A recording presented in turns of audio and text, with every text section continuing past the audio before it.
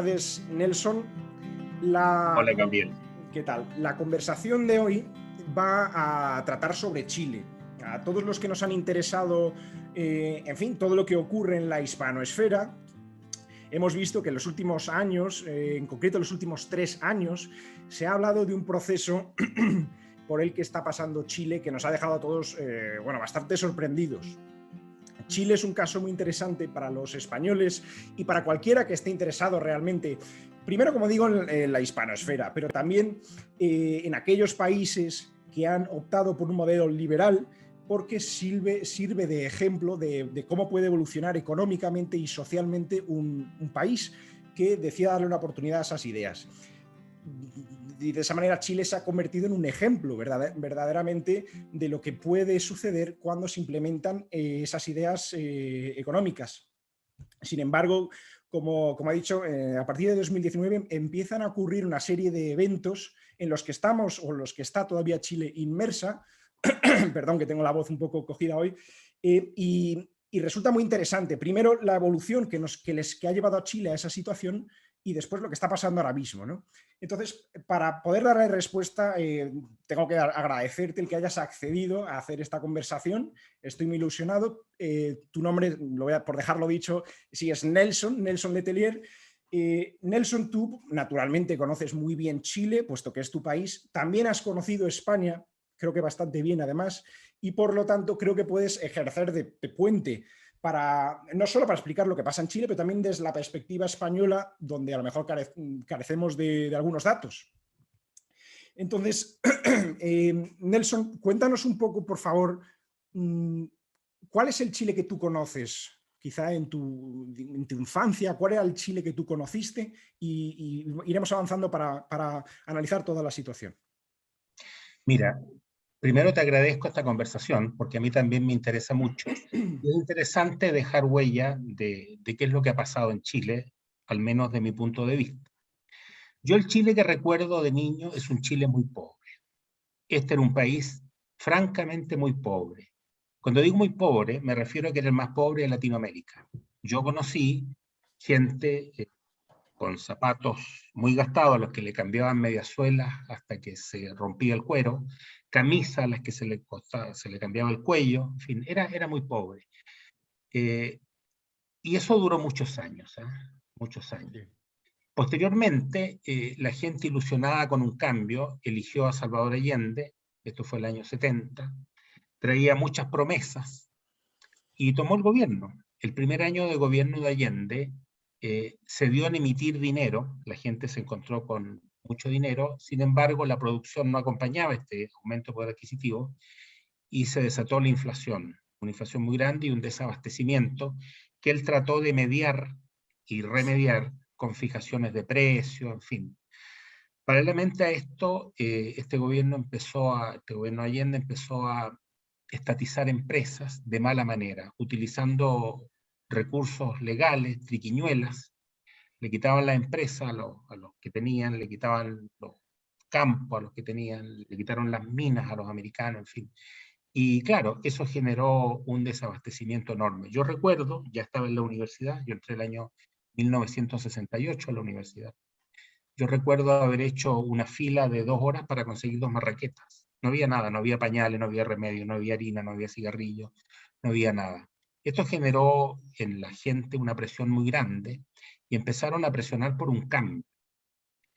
Paralelamente había un ambiente de mucha violencia, paralelamente la gente Nelson, decía, disculpa, perdón, este gobierno, tengo entendido que Salvador Allende mismo lo tituló como el camino hacia el socialismo, me parece. claro, puso un nombre que él llamó la vía chilena hacia el socialismo. La vía chilena, eso es.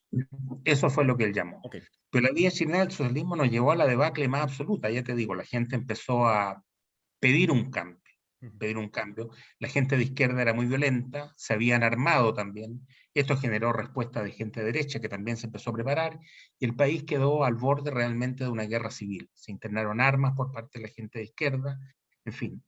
A los militares se les empezó a pedir que se pronunciaran y que detuvieran esto. De hecho, iban las mujeres a los cuarteles, les tiraban trigo por el regimiento hacia adentro, por las rejas, como diciéndoles gallinas, son pollos, son gallinas, no. Hasta que, claro, el 11 de septiembre se alza el ejército con todas las Fuerzas Armadas, con la Fuerza Aérea y también con la Armada y con Carabineros, y depone el gobierno de Allende. Y descubre este señor Pinochet y la gente que se establece en el gobierno, que esto era una debacle, no habían reservas internacionales, no había, digamos, en fin, estaba la economía en ruina. Y fueron varios años bien duros que vivió este gobierno. En ese momento aparece un grupo de economistas que eran de la Universidad Católica de Chile, que se habían ido a estudiar a Estados Unidos, habían ido a Chicago a estudiar. Y ellos, como un en fin, adelanto teórico o con alguna esperanza, habían hecho un plan de gobierno, un plan económico, que como tenía muchas hojas lo llamaban el ladrillo, dando a entender que era un fardo pesado. Entonces ponen a disposición del gobierno de Pinochet este famoso ladrillo, que consistía en un cambio económico rotundo. Bueno, a la época de Allende, fíjate, se pensaba en que el desarrollo tenía que venir desde dentro. Había un señor muy inteligente, un señor argentino que se llamaba Raúl Prebisch, que había construido un modelo teórico que se llamaba sustitución de importaciones. Entonces, habían aranceles muy altos para todo lo que era importado y se pretendía construir en el país todo lo que hiciera falta. Y así se encontraba Chile en la época de Allende haciendo televisores muy malos que apenas se veían, muy caros. Se encontraban haciendo automóviles, que era una citroneta, la famosa citroneta con una cajuela, en fin. Lo que propone la gente de Chicago es algo completamente distinto, abrir la economía y esto produjo una debacle, todo el mundo lo veía como muy malo. Se empezaron a destruir empleos porque el que hacía citronetas ya no pudo seguir, el de los televisores tampoco, pero lo que plantearon ellos fue un modelo de ventajas comparativas, vale decir, no produzcamos aquello en lo que no tenemos ventaja y produzcamos cosas en las que tenemos ventaja. Porque, produzcamos fruta. sí, Nelson, disculpa que te interrumpa, el modelo ese que estaba siguiendo era lo que se llamaba modelo de sustitución, ¿verdad? No, el modelo de sustitución de importaciones era un modelo, el del doctor Raúl Prebisch, un argentino muy brillante, que convenció a todo el mundo que el modelo era bueno, que consistía en aranceles de importación altos. ¿Sí? Traer cualquier cosa desde fuera hacia Chile costaba una fortuna. Costaba una fortuna, y además de eso, las cosas había que hacerlas aquí, industrializarnos nosotros, hacer televisores, hacer automóviles, hacer un montón de cosas que le hacíamos, como te dije, malas y caras. Sí, sí, sí. Sin embargo, lo que proponen los Chicago, cuando ya está destituido el gobierno de Allende, proponen ellos un modelo completamente distinto, bajar los aranceles, ¿verdad? Y empezar a producir aquello en lo que teníamos ventajas comparativas. No tenemos ninguna ventaja para hacer televisores, pero tenemos un clima fértil, podemos producir manzanas, uvas, arándanos, también salmones, y se empieza a abrir la economía y empieza Chile a crecer y a exportar. Bueno, esto sigue hasta los años 90, en que después de varios años de gobierno de Pinochet, él entrega el poder. Pinochet se compromete a entregarlo bajo ciertas condiciones, se somete a un plebiscito, se hace una elección, y Pinochet pierde y entrega el poder. Sí. Probablemente no con una sonrisa ni con buenas ganas, pero no conozco en el mundo otro caso de alguien tan mal calificado que en un momento dado decide irse y entrega el poder.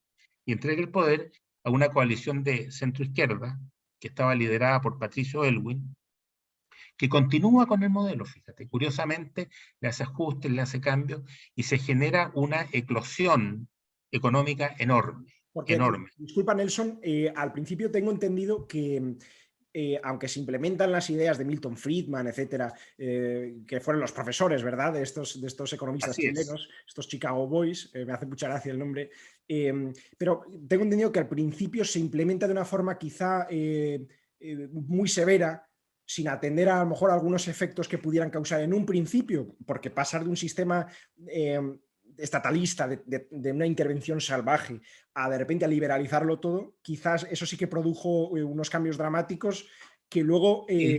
le podían haber dado quizá una, ¿cómo diría? Como una mala reputación que luego se haya utilizado en su contra. Lo digo por intentar ir comprendiendo, digamos, cómo va evolucionando la opinión de la gente a este sistema. Bueno, el cambio fue un shock, fue un shock. Yo tuve algunos amigos en aquella época que eran economistas y verdaderamente ellos dijeron que era un choque esto, pero el cambio se hizo en forma gradual, tan gradual como se podía hacer. Pero, claro, hubo reacomodo de gente. Cuando se bajan los aranceles, algunas actividades que se hacían aquí, que eran poco convenientes, desaparecen. Y esa gente cuesta reconvertirla. Y por otro lado, el país no tiene capital para implementar otras industrias. O sea, si tú quieres que venga la gente a invertir con tecnología, porque una cosa es decir voy a producir salmones, pero hay que saber producirlo, hay una tecnología para eso.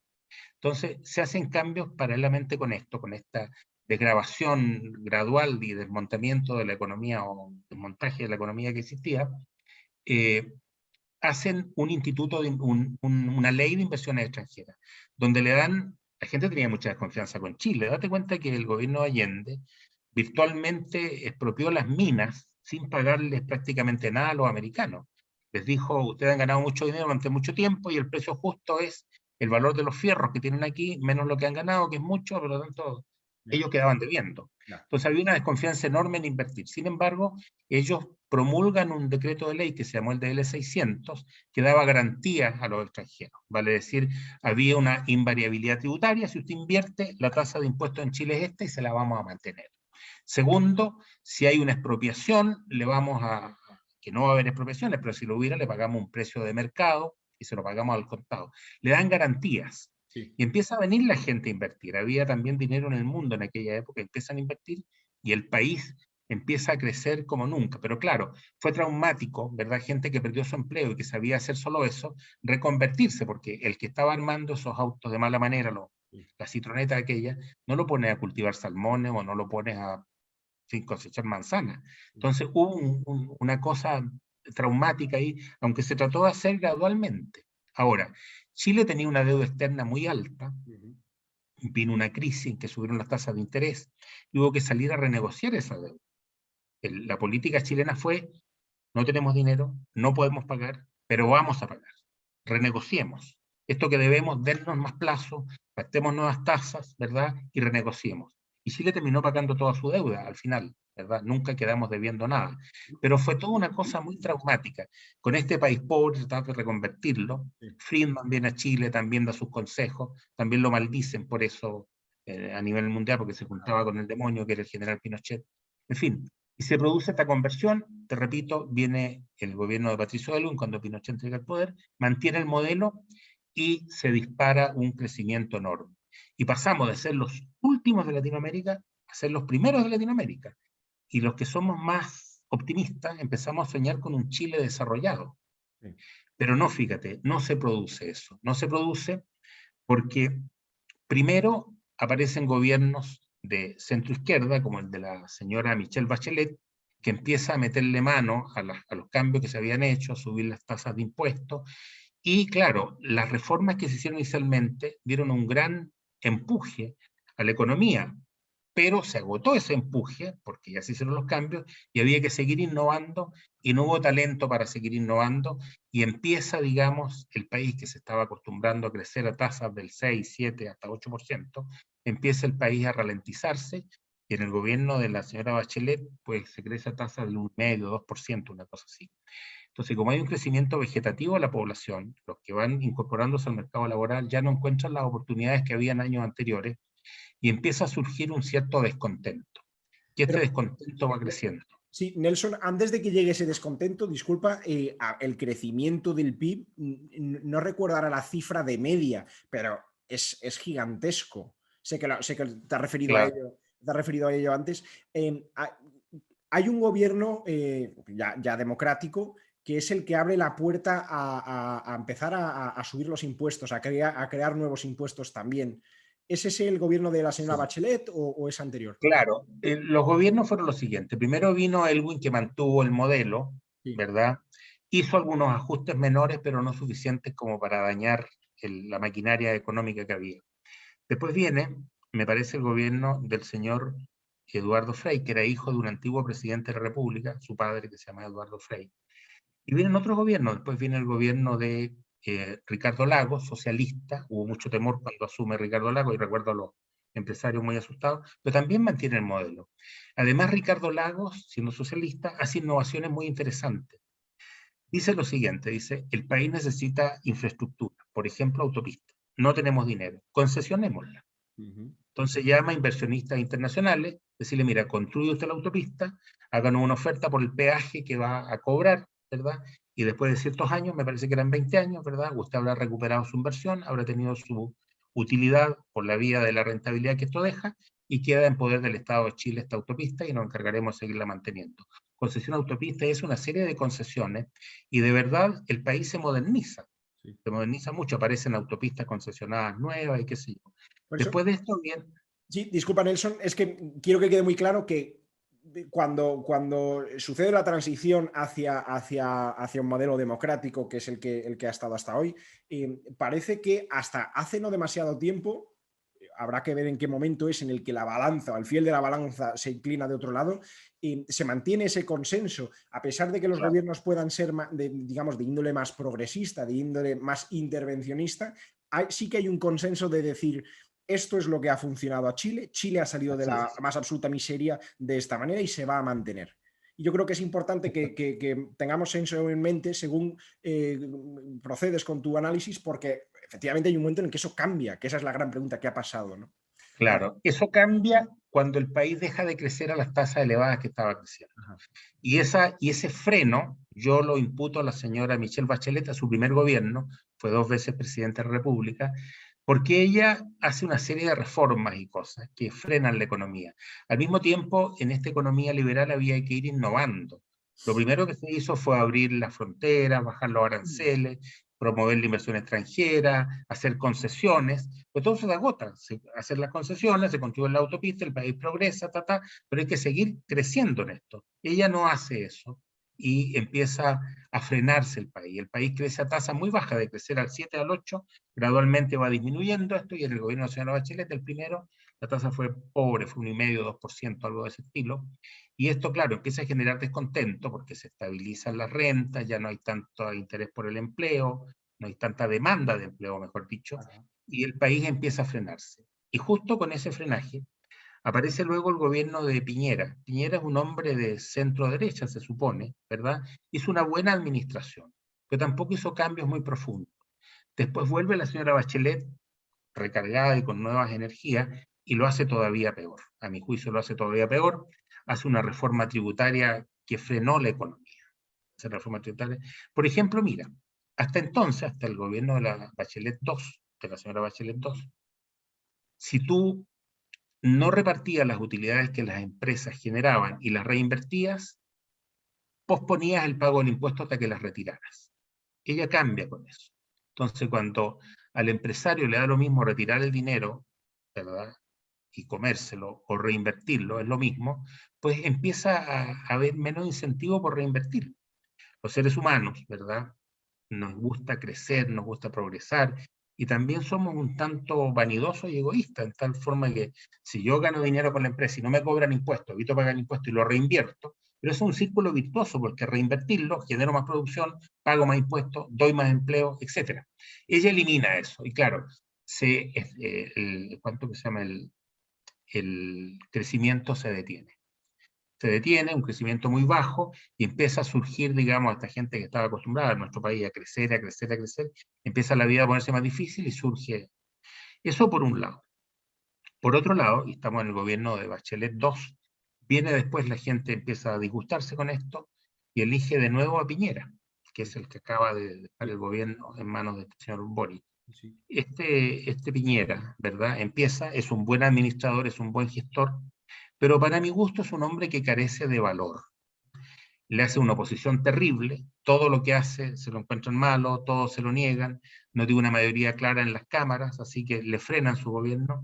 Y lo que es peor, en octubre, ¿verdad?, del año 2019, me parece, sí, le hacen una asonada terrible.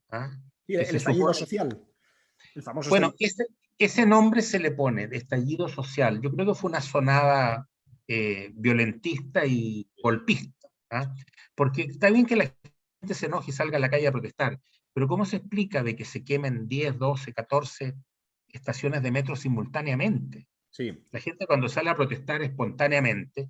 Ahora, yo te pregunto, Gabriel, ¿cómo se quema una estación de metro? Son de hormigón. son de hormigón armado. O sea, hay que tener elementos especiales, acelerantes, combustibles, queman las estaciones, ¿verdad? Y al mismo tiempo que queman las estaciones, Piñera parece que tiene información, porque dice estamos en guerra contra un enemigo poderoso. Eso se lo critican enormemente, porque dicen que él no puede estar en guerra con el pueblo chileno. Pero yo creo que no fue el pueblo chileno el que organizó esto. Ajá. Yo creo de que hubo intervención extranjera. Ese, Y ese- por algún motivo, esa intervención extranjera no se desnudó. Y no se desnudó porque yo creo que si se desnuda, Piñera habría tenido que tomar acciones.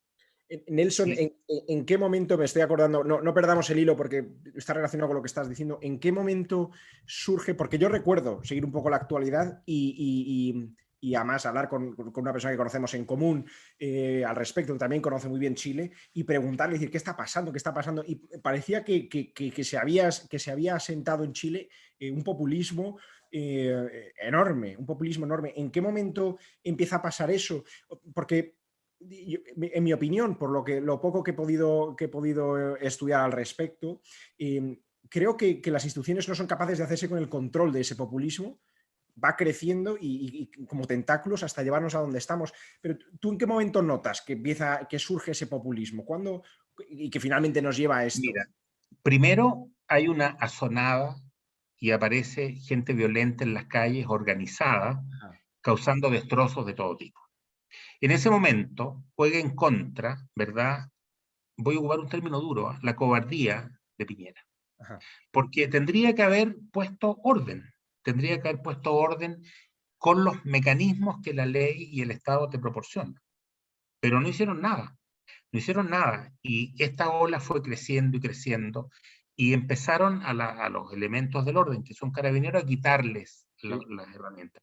sí. Carabineros disparaba balines de goma, ¿verdad? Y claro, cuando tú disparas balines de goma, a alguien le das en un ojo y se lo revienta el ojo, se lo quitas. Sí, Le prohíben usar balines de goma. Bueno, le quedan las bombas lacrimógenas, les prohíben tirar bombas lacrimógenas.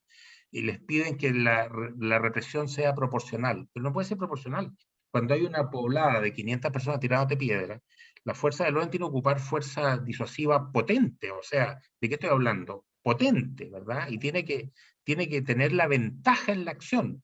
Entonces le van cortando las manos a Carabineros y esto va creciendo como una ola.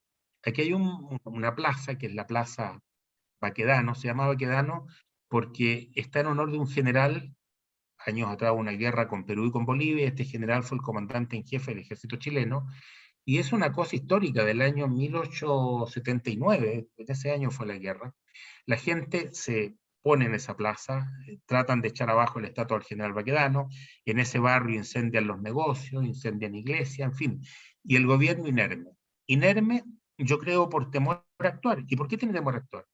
Este señor Piñera es un hombre de mucha fortuna y seguramente, especulo yo, piensa él de que si actúa con más fortaleza, lo van a acusar de violar los derechos humanos, ujú. probablemente le van a incautar su patrimonio que debe estar en el extranjero, debe tener mucho dinero fuera, probablemente lo van a procesar, entonces prefiere quedarse quieto. Y aparecen gente que son verdaderamente de la izquierda más extrema y le dicen que la solución para esto está en cambiar la Constitución. Claro.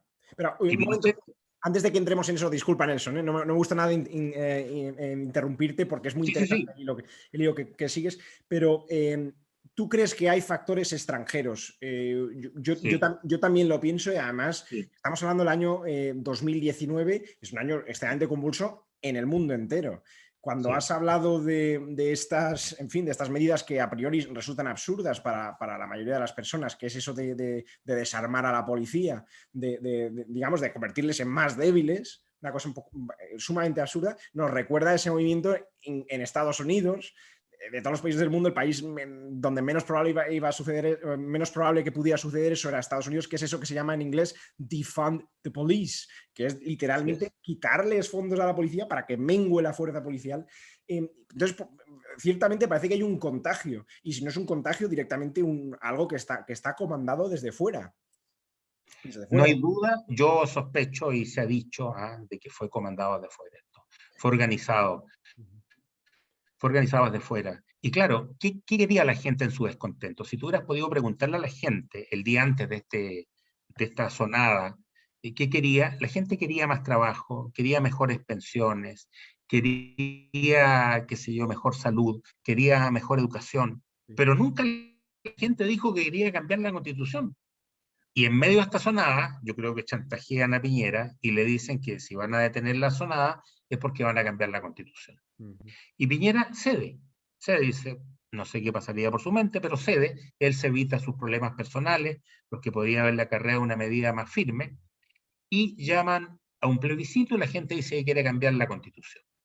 Pero deciden los políticos, ¿verdad? Y el acuerdo con Piñera, de cambiarla eligiendo un grupo de gente que se llame la Asamblea Constituyente o qué sé yo. Y claro, aquí ya hacen trampa porque resulta de que esto no es democrático. ¿Mm? Empiezan con cupos reservados para los pueblos originarios, para las cosas de género, qué sé yo, y al final tú te encuentras con que hay una sobrerepresentación de los sectores extremos que logran la mayoría en la convención. Y a partir de ahí diseñan eh, una constitución que destruye al país. ¿Ah? Ahora, eso está en marcha y si quieres te puedo comentar cuáles son las cosas que esta constitución contiene, que yo las encuentro fatales. Yo creo que si esto realmente se elige y se hace, va a significar realmente un golpe muy duro para el país. Va a dejar de existir el Chile que conocemos y va a aparecer un Chile mucho peor. Ahora, los sectores minoritarios, estos con cupos reservados, claro, tienen una sobrerepresentación enorme, enorme. Entonces han hecho lo que han querido. Por ejemplo, para citarte algunos números, 27 constituyentes de estos cupos reservados no reúnen entre todos ellos 20.000 votos de ese orden. Y una constituyente de derecha, una señora que se llama Marcela Cubillos, ella sola sacó cerca de 60.000 votos. 60.000 votos dan un voto en esa convención y 20.000 dan 27 votos o algo así. Entonces, claro, tiene una mayoría y claro, se insuflan y se valentonan y dicen que van a refundar Chile y van a partir de cero y van a refundarlo. Y efectivamente. Exacto. A propósito de eso de refundar Chile, creo que es muy importante, es nuclear en toda esta situación, porque nuevamente me recuerda a factores o a países que no son Chile, digamos, donde se habla de eso, ciertamente, ¿no? También se ha visto en Estados Unidos, que es algo a hacer como borrón y cuenta nueva, claro. Tabula rasa, empezamos de nuevo, pero resarciendo daños históricos. Y claro. En el caso, por hablar de Estados Unidos, aunque podríamos hablar de España, pero por hablar de Estados Unidos, podemos hablar de este término es mío, por lo tanto no exijo que se entienda como que es algo de la opinión, pero bueno, hay una especie de nacionalismo negro donde se reivindican los derechos de reparación para las personas que sufrieron la esclavitud hace 200 años. En otros países, estoy pensando por ejemplo en el presidente de México, López Obrador, exigiéndole a España o a la corona española que pida perdón por los estragos, etcétera, cuando el propio presidente, bueno, se llama López Obrador, no es Chictil ni no sé qué, ¿no? Un nombre así, digamos. No es azteca. Exactamente. Entonces, bueno, pues eso. En Chile tengo entendido que hay factores indigenistas. Se habla, claro. Se habla de este tipo de asuntos. No sé cuánta ha sido históricamente la preocupación del chileno que quería salir de la miseria, el que de repente reciban unos derechos especiales, personas por ser de cierta tez o de cierta, digamos, pasado racial, etcétera, etcétera. Personas vestidas de Pikachu, que es un Pokémon, no sé si sabes lo que es Pikachu, pero... Sí, claro. Este tipo de cosas. Y luego, por supuesto, bueno, en realidad es el debate, digamos, de políticas identitarias, ¿verdad? Esto que llaman ahora el género, que se llamó el sexo toda la vida, ahora lo llaman género. Es decir, manipulación del lenguaje, lenguaje inclusivo, derechos LGTB, donde lo que algunos llamamos lobby, entendemos como un lobby, se apropian, digamos, de los anhelos de una persona o de un grupo enorme de personas por el mero hecho de acostarse, de tener una preferencia en la cama, ¿no? En fin, todo esto entra en Chile. ¿Tú has notado que eso haya sido realmente verdaderamente unos anhelos chilenos? ¿Que eso haya sido realmente una preocupación chilena? No, yo diría que son instrumentalización de minorías extremistas para conseguir sus fines. Por ejemplo, hablan de devolver los territorios a los mapuches. A los mapuches. Claro, cuando llega don Pedro de Valdivia en el 1500 y pico, ¿verdad? Toman terrenos y a partir de ahí la evolución histórica hace de que esos terrenos vayan pasando de mano en mano y ahora están en manos de colonos italianos, suizos, chilenos, qué sé yo. ¿Cómo se puede devolver eso? ¿Cómo Claro. se puede devolver? La constitución actual, no esta que están diseñando, establece que si el Estado quiere expropiar algo por razones fundadas, no por capricho, te tiene que pagar el valor comercial, lo que el bien vale, pagarlo de inmediato antes de tomar posesión y luego te lo pueden quitar, si hay razones fundadas, porque va a pasar una autopista, una vía férrea, qué sé yo. O por último, porque te van a comprar el terreno para dárselo a algunos aborígenes. Pero ahora en la Constitución eso destruye el derecho de propiedad. Se habla no que te van a pagar el valor comercial, sino con un precio justo. Y ese precio justo lo van a determinar los Claro. políticos, por supuesto, y te lo pagarán cuando puedan. No se está hablando de pagar esto de inmediato. Ya. Entonces, claro, están generando los instrumentos para quitarle a la gente que vive en esas zonas donde estaban los mapuches, quitarle sus terrenos y entregarlos a los mapuches. Ahora, la Constitución actual establece una serie de cosas curiosas, aparte de dañar el derecho de propiedad. Imagínate, cuestionan los derechos mineros, cuestionan los derechos de agua y cuestionan en general los derechos de propiedad. Eso destruye la inversión. Yo, por ejemplo, ¿cómo es una prospección minera y invertir en una mina donde recupero mi inversión en un montón de años si no tengo la garantía que no me la van a quitar? Aquí dice que el Estado va a tener las minas y el Estado las ha tenido, las tiene siempre, lo que te da tiene un derecho de explotación a cambio de ciertos impuestos y ciertos royalties que tienen que pagar. En general, la gente que establece estas explotaciones mineras invierte cantidades fabulosas de dinero, Claro. la recupera en muchos años, ¿verdad? Y paga muchos impuestos. ¿Eh? Yo creo que el Estado se debe quedar entre un 40 y un 50% de lo que obtiene el riesgo al capital privado con esto. Pero ahora ponen la concesión, ¿verdad?, en cuestionamiento, ponen los derechos de agua en cuestionamiento. Ahora, fíjate que hay bueno, otra cosa más, los fondos de pensión.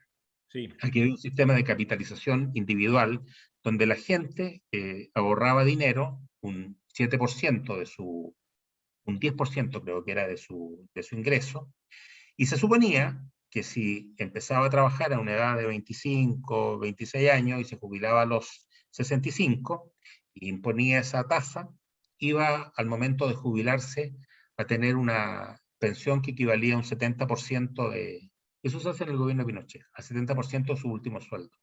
Y eso habría funcionado, pero ocurre que la gente no impuso todos los años. Hay muchos que impusieron con grandes lagunas, con grandes vacíos de años y años que no imponían. Y la vida, debido al bienestar que Chile experimentaba, se alargó mucho. En este momento Chile tiene un promedio de vida más alto que Estados Unidos. Más alto que Estados Unidos. Imagínate lo que significó. Cuando simplemente este sistema, los chilenos vivían menos de 70 años en promedio, ¿verdad? Pero ahora están viviendo 85. Entonces, primero, y con las lagunas, claro, la gente está jubilando y saca unas pensiones pequeñas, porque al momento de retirarse a los 65 años, se calcula la expectativa de vida, que ya no es 5 años más, sino que son 20 o 20 y tantos años. Además, el dinero que alcanzó a acumular es poco, entonces las pensiones son bajas, ¿verdad?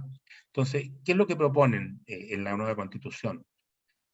Realmente han tenido toda la intención de apropiarse de estos dineros. Estos dineros son muchos, ¿eh? Estos dineros llegaron a ser 70.000 millones de dólares acumulados en las AFP, en las asociaciones de fondos previsionales, y se lo han querido apropiar, pero, a ver, cuando viene esta pandemia y se para la producción, viene la pandemia del coronavirus, se para la producción, empiezan muchos a decir que echemos mano de los fondos de pensión, cosa que no se podía hacer, pero hacen unos trucos legales, tú ya sabes, una pequeña reforma constitucional, una modificación pequeña, y reparten dinero.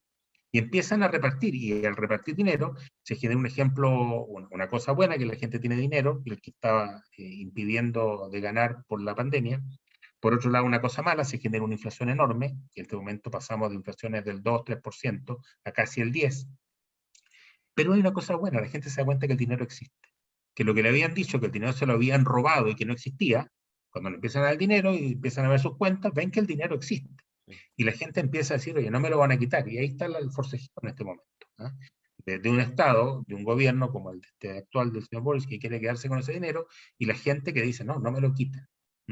Pero mira la convención constituyente, volvemos otra vez atrás, queriendo darse un margen y un matiz de democracia y de participación, dice que la gente que tiene iniciativas para la Constitución, que las plantee, abre una página web donde se pueden plantear esta iniciativa y votar por ella. Y esto de no me quiten el dinero de mis fondos, que se llama, que ese dinero me lo dejen a mí, reúne más de 60.000 firmas. El mínimo para tratar un tema era 15.000. Reúne 60.000 firmas y lo reciben y lo obvian, no hacen ni caso, lo debaten 5 minutos y dicen, no, esto no va, no va. Entonces, no han querido que en la Constitución se garantice la inexpropiabilidad de estos fondos. Están refundando todo. Por ejemplo, otra cosa que dicen, que Chile tiene que ser un Estado plurinacional. ¿Qué es eso? Claro. O sea, no somos una nación única, somos muchas naciones. ¿eh?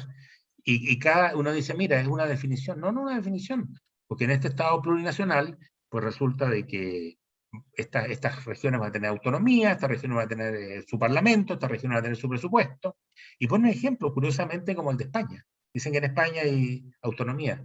Pero claro, los países, los hombres, la gente somos tributarios de nuestra historia. España es una colección, un conjunto de reinos que se unió y al unirse conservaron autonomías. El reino de Navarra, de Castilla, qué sé yo. Pero aquí no. Aquí Chile era una capitanía, hoy no daba ni para el reino de Chile, era tan pobre esto que era una capitanía, y esta capitanía pues tenía un jefe que lo mandaba el rey de España, era el que mandaba, uno solo. No tenemos tradición autonómica de regiones del país, siempre hemos sido una sola región, pero esto de plurinacional, en fin, están tratando de refundarlo todo. Pero mira qué curioso, ¿eh? La gente empieza a darse cuenta de esto, pero también la gente recibe cebo, ¿eh? recibe trampas, ¿eh? Igual como cuando cazas un pez, que tienes el gancho, que es el anzuelo, lo cubres con un gusanito para que al comerse el gusano quede enganchado, pues le dicen que la gente va a tener una habitación digna, que va a tener salud gratuita, que va a tener educación y una serie de promesas, para mi gusto, incumplibles en el corto plazo, ¿verdad? Para que la gente diga, mira, no tengo mucho que perder porque no tengo muchos fondos de pensión, los que tenía ya más o menos retiré, no tengo propensiones mineras, concesiones mineras, no tengo esto, lo otro, me conviene. Pero las encuestas que han hecho últimamente, y son confiables, generan la percepción de que hay un rechazo mayoritario a la nueva Constitución. Sí, fíjate, Nelson, que era exactamente esa la última pregunta que quería hacerte para no extendernos ya más, puesto que haremos, si Dios quiere, un segundo capítulo a esta conversación. Con mucho gusto. Pero sí te iba a preguntar, Nelson, y si te parece lo dejamos con eso, ¿cuál está siendo la recepción? Yo también he estado leyendo los periódicos y he visto que efectivamente está habiendo un descontento. La percepción que están teniendo los ciudadanos o los chilenos, que no es una sociedad ni muchísimo menos poco alfabetizada, y no está siendo la más positiva. Muchas personas, como puede ser tú, habéis conocido otro Chile y de repente ven cómo este tipo de políticas identitarias que nada tienen que ver con la historia de Chile se están imponiendo y se están imponiendo a base de populismo. ¿Cuál crees que es esa percepción? Por lo que has visto tú en los medios, Nelson, pero también por lo que tú mismo percibes con la gente de tu alrededor, etcétera. Mira, cuando se hace un plebiscito para cambiar la Constitución, por el cambio vota el 78% a favor del cambio. Por lo tanto, había un 78% de gente que quería un cambio. La convención constituyente saca una mayoría enorme. O sea, la gente que se oponía a este cambio no saca ni siquiera un tercio. Nada. Y empiezan ellos con su show, por ejemplo, el día de la inauguración de la convención, tocaron el himno nacional, curiosamente era un grupo de niños que lo iba a tocar, fíjate, una banda infantil de música clásica, y los pifian, los hacen callar, no los dejan. O sea, están haciendo la Constitución de Chile y el himno de Chile no lo dejan tocar. Entonces la gente empieza a ver estas cosas, empieza a ver que corren disfrazados de Pikachu por los pasillos, una señora, otra hace otra cosa, y la gente empieza a tomar nota y empiezan ellos a elaborar su artículo, a eliminar los fondos de pensiones, ya hablaremos más adelante, pero también meten mano en la salud, meten mano en todo, y la gente se empieza a cabrear con esto porque todos sienten que en alguna medida les va a afectar esto, ¿verdad? Y empieza a decir, mira, parece que no conviene. Y empieza a evolucionar de una aceptación enorme que tenía esto, a un rechazo que en este momento rechazan la nueva constitución, un 50 y pico, y solo aprueban un 40 y pico. Hay, digamos, 10 puntos de diferencia prácticamente entre los que pretenden aprobarlo y los que quieren rechazar este proyecto, y creciendo. Interesante. Interesante, Nelson. La verdad es que tengo un montón de preguntas que hacer porque quería haber hablado, por ejemplo, de quiénes son las personas que están liderando esto. Quería hablar de Gabriel Boric, quería hablar de lo presidencialista o no, que es Chile, porque siempre se ha dicho que es un país hiperpresidencialista, etcétera, porque claro, serán ellos los que comandarán, los que dirigirán todo esto. Pero yo creo que si te parece, lo vamos a dejar aquí. La Sí, semana que viene, cuando mejor te convenga, cuando podamos concretar un momento, lo hacemos. Continuaremos con el análisis de Chile y veremos, en fin, cuáles son las expectativas de futuro también que se tienen a raíz de todo esto que está sucediendo. muy interesante. Yo te agradezco, Gabriel, la posibilidad que nos das de dar a conocer al mundo y a los que vean tu programa y tu video cómo son las cosas en Chile, porque la izquierda tiene una maquinaria de publicidad gigantesca, ¿ah? Se maneja con eslogan y quizás qué idea tiene el resto del mundo la gente de lo que está pasando aquí. Así que cualquier esfuerzo que se haga por, por dar a conocer la verdad es valioso. Sin duda, sin duda. Te lo agradezco. Ok, Nelson, pues nada, Ha sido un encantado y agrado. muchas gracias por tu tiempo. Nos vemos muy Hasta pronto. la próxima. Adiós. Adiós.